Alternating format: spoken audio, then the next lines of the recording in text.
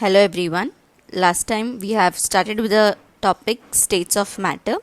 Over there we have learned intermolecular forces and we have learned three types of it, that is dipole-dipole interaction, ion dipole interactions and dipole induced dipole interaction. Today we are going to complete hydrogen bonding and London dispersion forces. So first we are going to understand about London dispersion forces. Over here we should understand that this forces exist in non-polar molecules. That means the molecules which are non-polar in nature.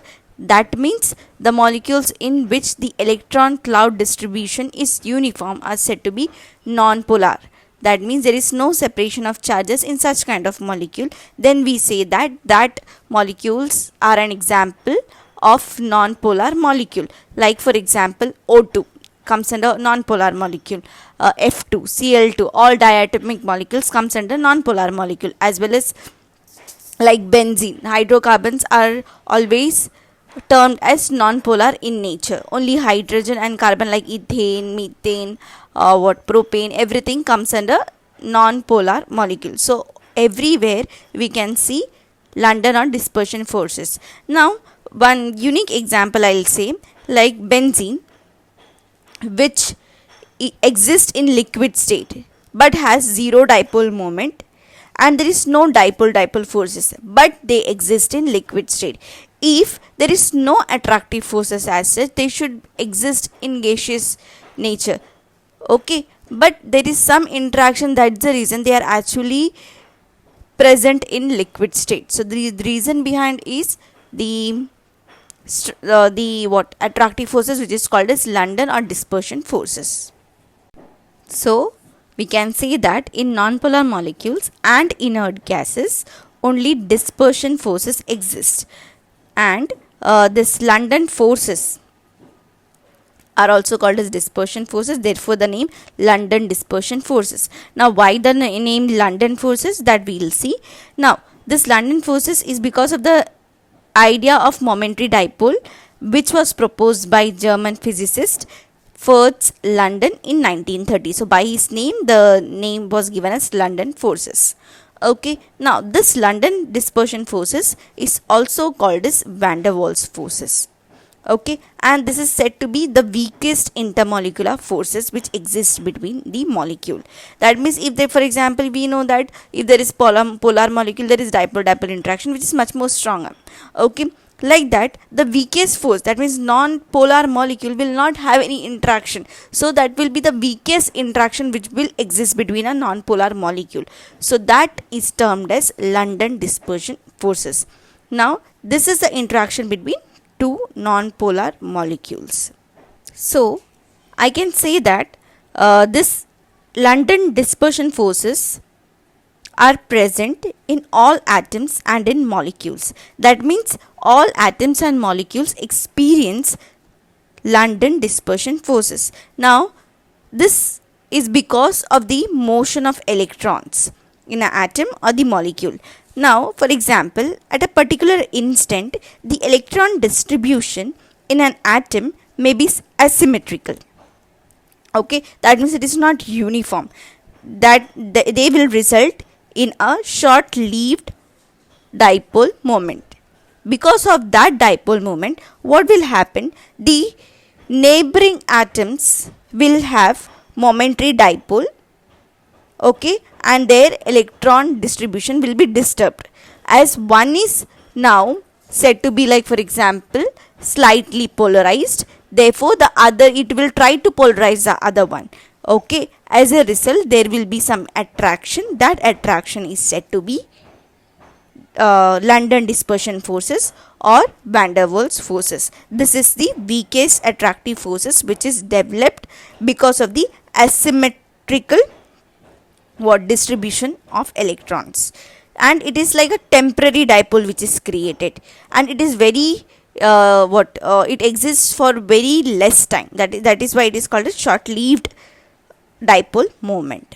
Okay, over here we can see that all atoms and molecules experience London forces, which is a result of motion of electrons. And some examples are given: O2, carbon dioxide, nitrogen, halogens, methane gas, helium, and other noble gases. Now, the main thing is we have to understand about the strength of London forces. Now, the strength of London forces increases with increase in molecular size, molar mass, that is molecular mass, and number of electrons present in an atom or molecule. Now, this is very important. Why? Because by seeing the molecular mass, we can judge about the strength of London forces, and we can comment on the boiling point as well.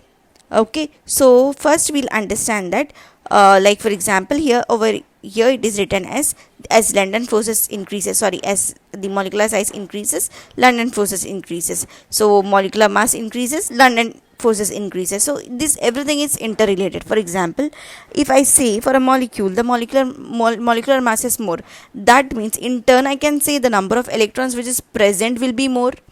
Okay, like if I take hydrogen and fluorine, okay, over here the hydrogen will be having less number of electrons, whereas fluorine will be having more number of electrons. As a result, fluorine will show more van der Waals forces of attraction rather than hydrogen.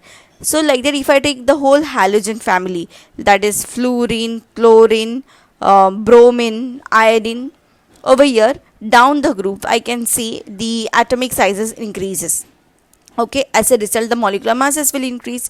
If the molecular mass is increased, what will happen? They will have more number of electrons. Therefore, I can say the London forces or the dispersion forces also increases, and same goes for the boiling point. If they are having more number of electrons, they will have what? More interaction. As more interaction is there, the boiling point as well increases. Why? There are more number of forces which attracts the molecules together. So agar I can say the attraction is more, the bond is little bit stronger, right? As a result, more energy will be required to break that bond. Therefore, the boiling point increases. Now we'll understand about polarizability.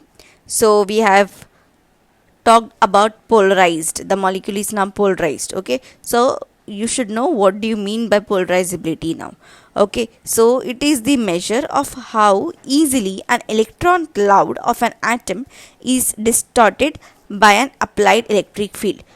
Okay, that means simply you can understand the measure of distortion of electrons in an atom is said to be polarizability.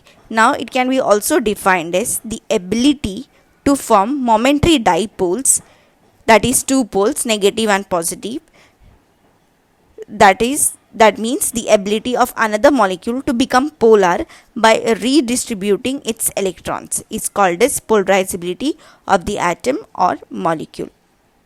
Okay, so next is more number of electrons in a molecule, higher the ability to become polar. Okay, that means the number of electrons in an atom or molecule increases. That means the ability to become polar also increases. Similarly, the more the spread out shapes, higher the dispersion forces present in the molecules. That means straight chain compounds will be comparatively having more dispersion forces as compared to the compact molecules. So we can say the forces are stronger in a long chain of atoms where the molecules are not compact. Okay, so it affects the physical property such as boiling point. Which affects? That is the London dispersion forces. As I have already mentioned, as the dispersion forces increases, the boiling point as well increases. So we'll see one example over here, that is N-pentane boils at 309.4 Kelvin, whereas neopentane boils at 282.7 Kelvin.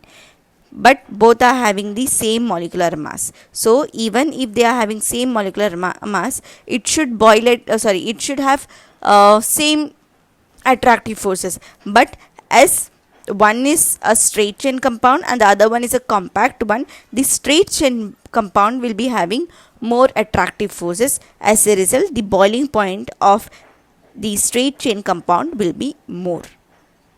Over here you can see two structures. The first structure, that is A1, is a longer, less compact molecule of N-pentane, which is having a boiling point of 309.4 Kelvin, and the second molecule, which is more compact molecule, that is neopentane, which is having a boiling point of 282.7 Kelvin. Okay, so first we'll understand the structure. N-pentane. Pentane means there should be 5 carbon atoms. Okay, so you can see there 5 carbon atoms are there, and the valencies are satisfied by hydrogen. So the molecular formula will be C5H12, right? And for neopentane, you can again see neo is a group called as tertiary butyl at the end of the chain. Once again, what is neo group called as? Neo groups are nothing but tertiary butyl group at the end of the chain are said to be neo. Okay, so neopentane, you can see the structure, 1 carbon in between, and rest that carbon, the valencies are satisfied by the methyl group. Okay, so you can count the number of carbon there. As it is pentane, there will be 5 carbon atoms only, and rest the valencies are satisfied by hydrogen. Okay, so if I count the number of carbon as well as hydrogen, it comes out to be C5H12. That means both are having the same molecular formula, C5H12, but one is the straight chain compound and the next one is the branch chain compound. Okay, and as they are having the same molecular formula, they will be having the same molar mass. Okay, so even though they are having the same molecular masses, the boiling point are different. Why is the boiling point different? Because the straight chain compounds will have more attractive forces, that is London forces or dispersion forces between the molecules.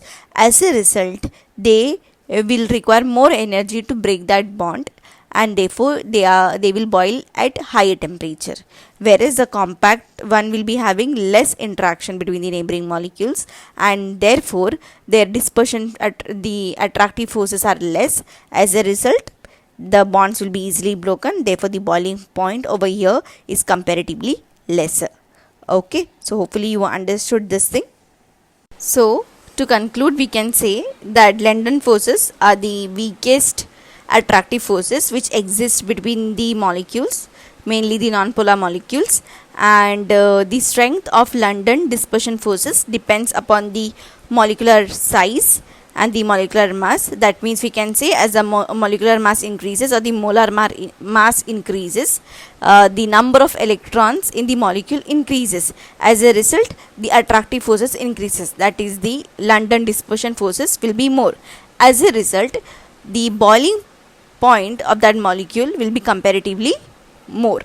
And one more thing, if for example the molecular mass are same, then we should know that if one is having a straight chain molecule and the other is having a compact molecule, the one with straight chain will be having more attractive forces. As a result, the boiling point for the straight chain compounds will be comparatively more as compared to the compact molecule. Okay, next one, hydrogen bonding. This is the last intermolecular forces which we are going to study. So this means a dipole-dipole interaction which occurs when a hydrogen atom is bonded to a strongly electronegative atom or an atom with a lone pair of electrons. So these are a special type of dipole-dipole interaction. Okay, so by the name itself we can say that hydrogen bonding means there should be hydrogen in one molecule, and in other molecule it will be the electronegative atom or the one which is having a lone pair. Okay, so this is generally stronger than usual dipole-dipole and dispersion forces, but weaker than the true covalent or ionic bonds. Okay, so to give examples of electronegative atom, they are like all the halogen comes in the electronegative atom. That means the one which is able to pull the electron pair towards itself are said to be electronegative atom. Okay, so the examples are oxygen, nitrogen, fluorine. They are said to be the electronegative atom, and fluorine is said to be the most electronegative atom in the whole periodic table. Okay. Now we learn the definition of hydrogen bonding.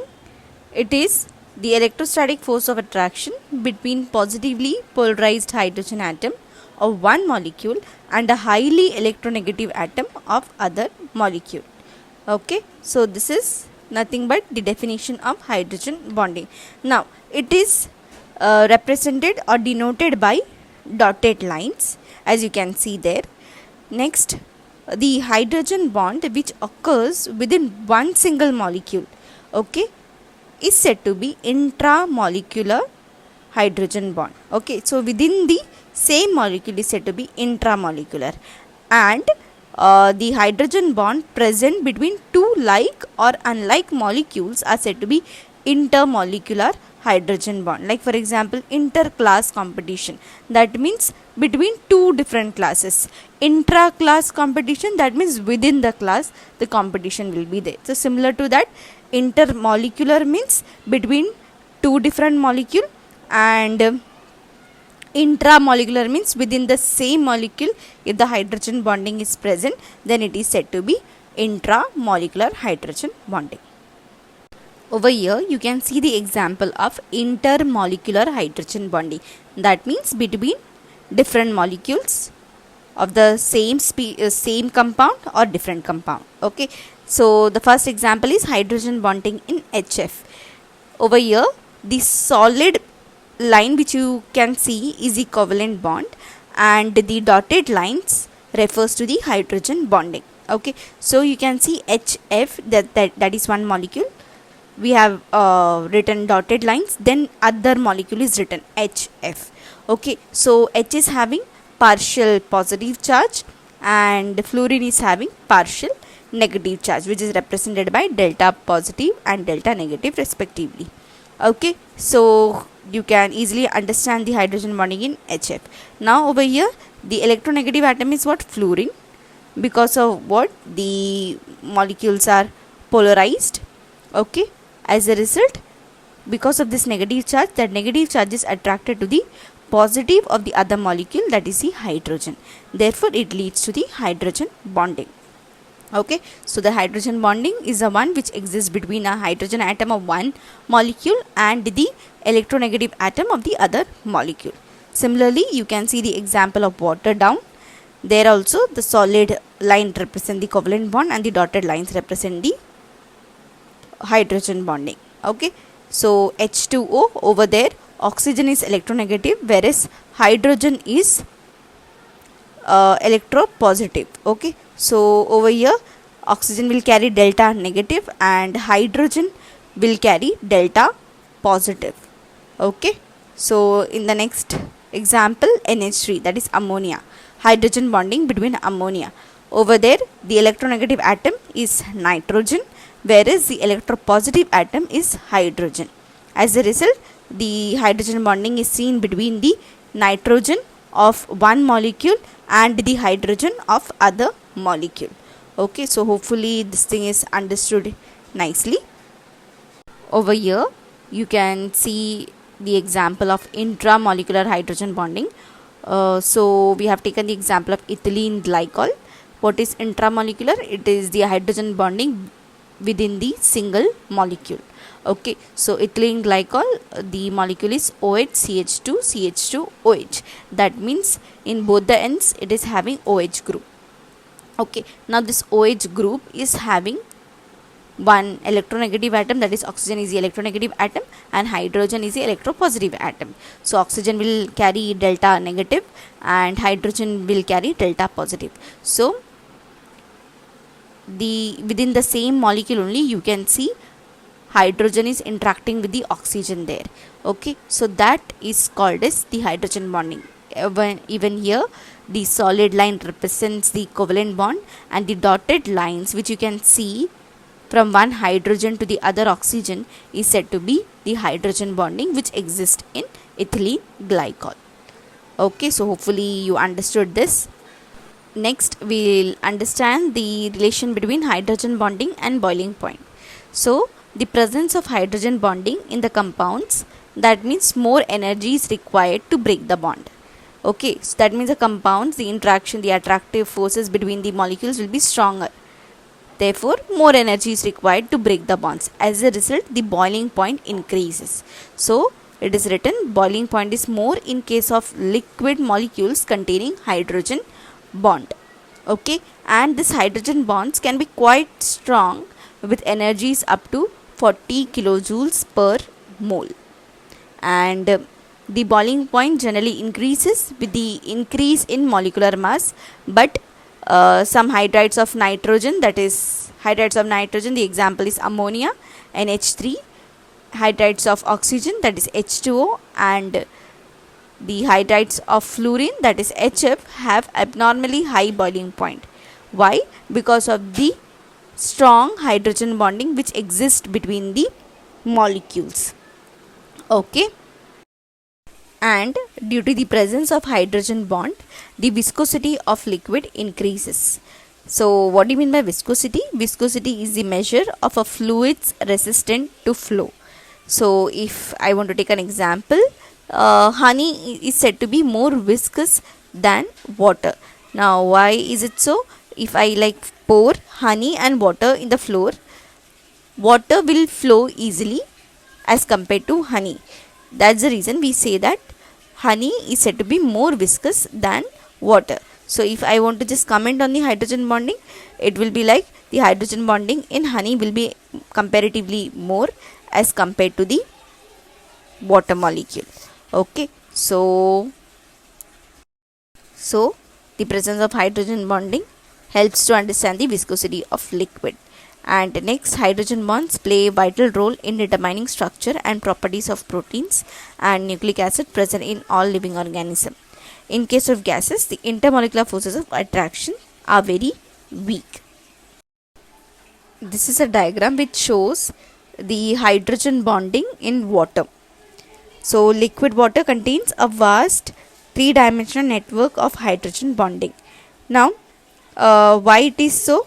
Because each H2O molecule has 2 hydrogen atoms and 2 electron pairs on oxygen atom, because of which the hydrogen bonding exists in water molecule. Okay. Next is the relation between intermolecular forces and thermal energy. So first we'll understand what do you mean by thermal energy. Thermal energy is the measure of kinetic energy of the particles of matter that arises due to movement of particles. So we can say that thermal energy is directly proportional to the temperature. That is, as temperature increases, the thermal energy of the particles increases. That is why the kinetic energy increases. Okay, so we can say that the existence of 3 states of matter is a consequence of a balance between the intermolecular forces of attraction and the thermal energy of the molecules. So now we'll see the relation of intermolecular forces and thermal energy. So you can see in this diagram that intermolecular forces and thermal energy is inversely proportional. That means if intermolecular increases, the thermal energy decreases. So intermolecular forces increases from gases to liquid to solid. That means solids are having more intermolecular forces, whereas the thermal energy in solids are comparatively less. Okay, so which will be having more thermal energy? Gases will be having more thermal energy.